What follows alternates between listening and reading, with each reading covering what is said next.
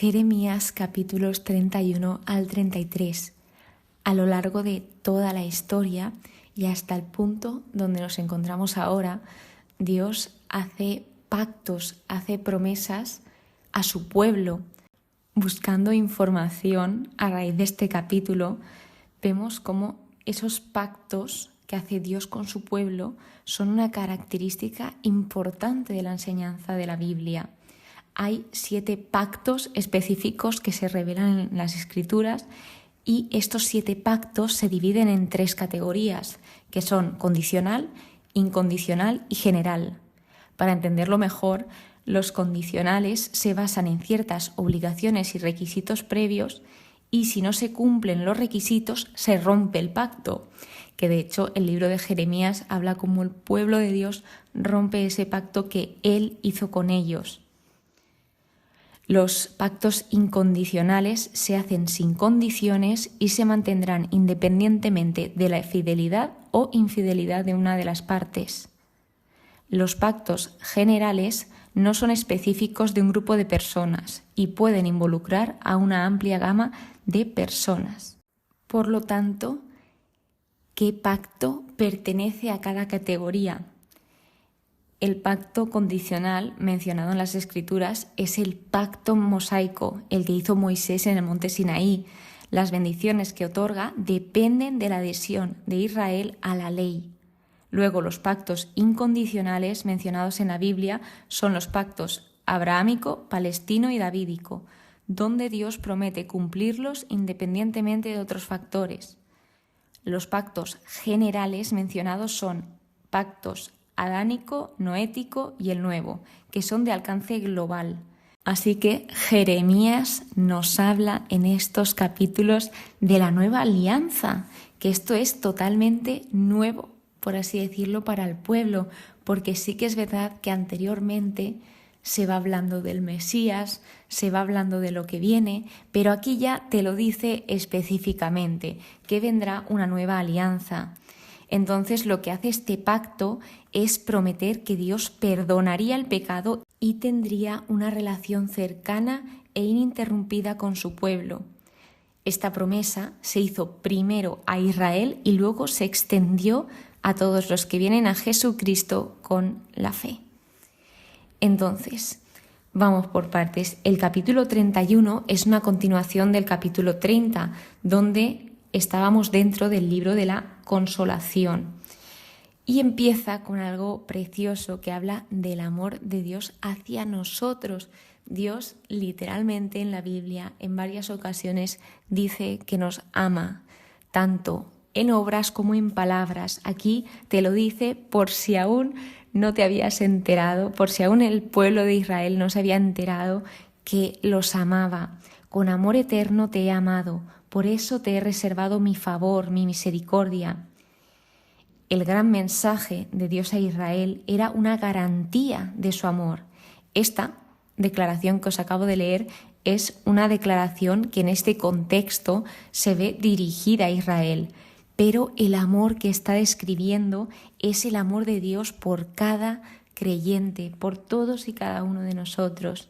Entonces habla de esa restauración a Israel, a su pueblo, y habla de lo que vendrá, de cómo se darán hurras, alabanzas, dirán que Yahvé había salvado al pueblo, volverán entre lloros, pero yo les guiaré entre consuelos, por camino llano en que no tropiecen, porque yo soy para Israel un padre, y Efraín es mi primogénito. Aquí, en esta última frase, está mostrando que se refiere a algo más que al orden de nacimiento cuando se refiere a Efraín como mi primogénito, porque Efraín no era su primogénito. Entonces, lo que está comunicando aquí no era que era el primer hijo, sino que está comunicando el concepto de permanencia, y a esto le llama mi primogénito. Les cuenta que oigan y que anuncien esa buena nueva de restauración, que el Señor va a reunir, va a guardar, va a rescatar, va a liberar a su pueblo. Las chicas bailarán alegres, cambiaré su duelo en regocijo, los consolaré y aliviaré su tristeza, porque el pueblo de Dios estaba en una situación muy difícil, estaba en el exilio babilónico y el Señor, les mandaba a través de Jeremías estas palabras alentadoras, porque vemos cómo también mandaba las palabras que no les hacían tanta gracia, que eran palabras de juicio, de que se iba a hacer justicia, y esto al pueblo pues no le gustaba mucho escucharlo, prefería escuchar la mentira. Pero, sin embargo, no solo tiene palabras de juicio, sino que vemos cómo también intenta dar esa fuerza, ese ánimo a su pueblo, dándoles estas palabras a través de los profetas. Mi pueblo se hartará de mis bienes. Tus penas tendrán recompensa. Tu futuro está cargado de esperanza. Vemos cómo al volverse a Dios, ellos entendieron que su comportamiento tenía que cambiar, que esto es lo que realmente significa el arrepentimiento. Cuando una persona se arrepiente, se da cuenta de que tiene que cambiar esa parte donde ha fallado, donde tal vez haya hecho daño a alguien, a los demás o incluso a él mismo. De nuevo llama a Efraín y esta vez le llama mi niño mimado. Entonces Dios vemos cómo recibe y abraza a Israel como su hijo precioso. Vemos esa gran estima que el Señor tiene por todos y cada uno de su pueblo. Muestra ese estómago de Dios revuelto por el anhelo de su hijo. Y vemos cómo declara esa seguridad absoluta que disfrutará a Israel. De nuevo se vuelve a prometer esa abundancia y satisfacción a ese alma vacía y cansada. El alma llena de dolor se iba a llenar de esperanza y de paz. Y vemos cómo tal vez, seguramente, esta profecía llega en sueños. Es lo que indica en la Biblia, pero según los estudios está claro, pero no está muy claro. Entonces no se sabe si parte de esta profecía se tuvo en sueños, si no. Pero aquí os lo comento y poco a poco, pues bueno, ya lo descubriremos o lo iremos entendiendo si Dios quiere. De modo que poco a poco vamos viendo cómo nos va introduciendo la nueva alianza, en qué va a consistir, qué cambios va a conllevar. Vemos cómo dice, pondré mi ley en su interior y sobre sus corazones, la escribiré y yo seré su Dios y ellos serán mi pueblo. Cuando habla de que pondrá la ley en el interior de las personas, habla de esa transformación interior. Y cuando habla de que la escribirá sobre los corazones de ellos, habla sobre que ya no estarán escritos como los mandamientos de Moisés, que se escribieron en unas tablas de piedra, sino que pasa de escribirse en unas tablas de piedra a escribirse en el corazón de todos y cada uno de nosotros. Así que algo que hay que dejar claro es que esta nueva alianza no anula ni renuncia a la ley. Lo que hace es que la ley sea más cercana y más importante. Nos muestra esa cercanía de Dios con nosotros. También dice que cada uno morirá por su culpa. Se introduce esa responsabilidad personal del pecador. Antes se hablaban de esos sacrificios, de esos holocaustos, habían sacrificios de expiación por el pecado, etc. Pero aquí habla ya de que cada uno tiene que ser responsable de lo que haga, de lo que cometa. Todos me conocerán de todas las edades, tanto el pequeño como el mayor, cuando perdone su culpa. Aquí habla de esa limpieza del pecado. Vemos cómo este nuevo pacto cambia radical el trato de Dios con la humanidad. Y luego nos presenta Dios mismo, a Él mismo. Habla de que Él es el que da el sol para alumbrar el día, el que gobierna la luna y las estrellas para alumbrar la noche, el que agita el mar y hace bramar sus olas. Su nombre es Yahvé Sebaot. Vemos cómo Dios nos va ayudando a conocerlo, nos va diciendo cómo es, qué hace, también que es creador. Y por último, habla de que todo el valle estará consagrado a Yahvé. El capítulo 32 es un capítulo muy curioso porque habla de la compra de un campo. Y esta es una prenda de porvenir venturoso.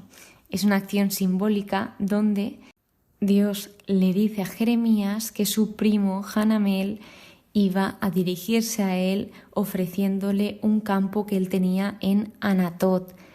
Así que esto vio cómo se cumplió, y algo interesante que decir es que Jeremías se encontraba detenido porque él fue acusado por profetizar que iban a ser entregados a los babilonios.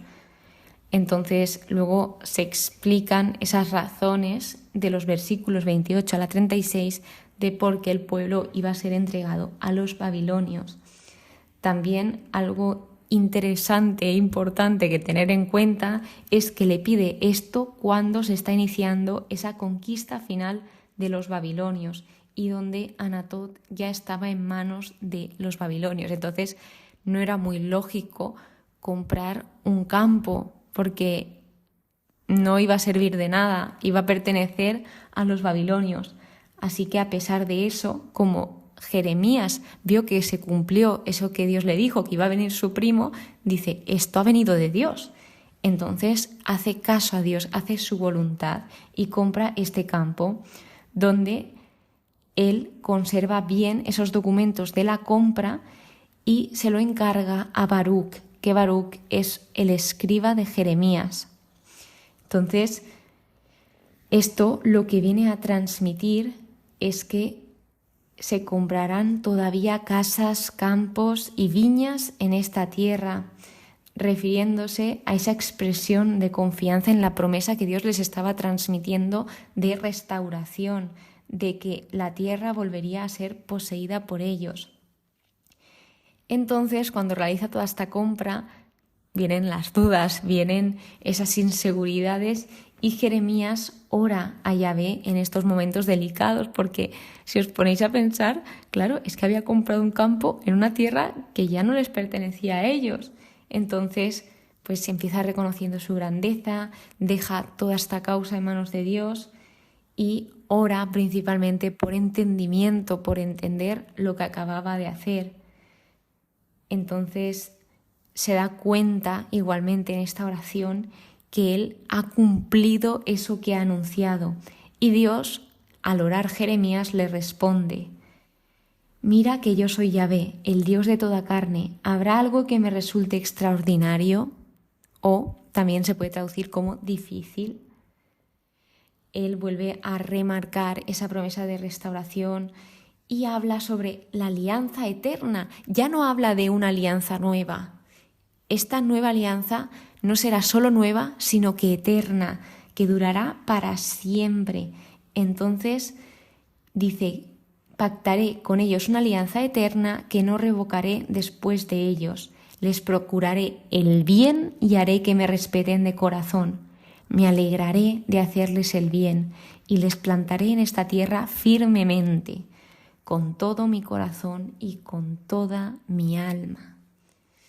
Finalmente cierra este capítulo hablando de esas promesas que Dios hace a su pueblo, de esos beneficios que les van a venir, y lo cierra volviendo a hablar de la compra de ese campo, como para que se entendiese mucho mejor en qué consistía esta acción simbólica.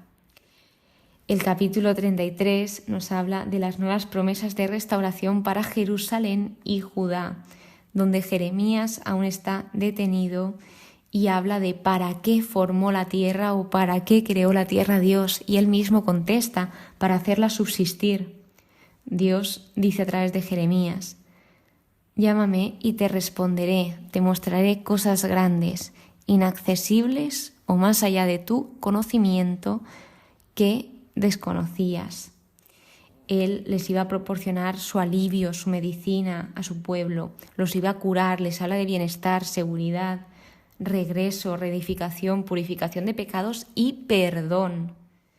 Cuando se escribió esto, habla de que se sentiría, cada vez que se hablase de Jerusalén, como un sinónimo de alegría, de bienes concedidos, de bienestar. Nombra el Salmo 106, versículo 1, que dice, alabad a Yahvé Sebaot, porque es bueno Yahvé, porque es eterna su misericordia.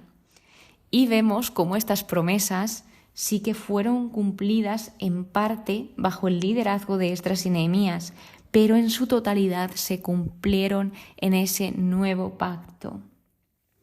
De nuevo nos habla del Mesías, de esa designación que se le hace al Mesías, llamándolo como germen o renuevo justo, y se ve como Dios es sincero, que Dios es fiel. Así que vemos cómo ese nuevo pacto ya no se extiende solo a Israel, sino que se extiende a todo el mundo, obviamente sin abandonar a Israel. De modo que espero que hayáis visto esa visión general de todos esos pactos y sobre todo de lo que tratábamos, que es el nuevo pacto, la nueva alianza y esa alianza eterna que perdurará por siempre. Muchísimas gracias por estar aquí, muchísimas gracias por escucharme. Espero que pases muy pero que muy buen día y que Dios te bendiga.